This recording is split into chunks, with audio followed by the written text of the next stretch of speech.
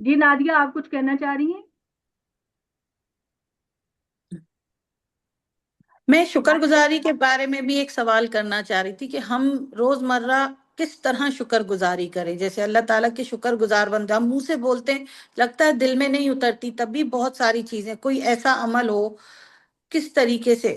یہ نبی صلی اللہ علیہ وآلہ وسلم نے ایک بات کہی ہے کہ 3 کلمے ایسے ہیں جو بولنے میں تو بہت آسان ہیں لیکن ان کا اجر بہت زیادہ ہے۔ وہ کیا ہے؟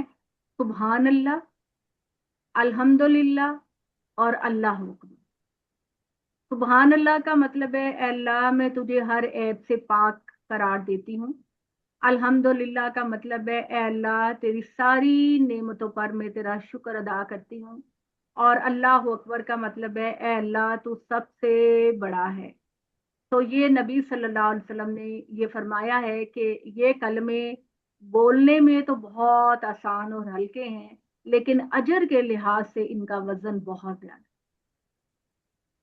تو یہ عادت ڈال لیجئے، اٹھتے بیٹھتے یہی کلمے پڑھیں اور انہی کی عادت ڈالیں، انشاءاللہ اس سے شکر بھی ادا ہوگا، اللہ کی حمد و تسبیح بھی ہوگی۔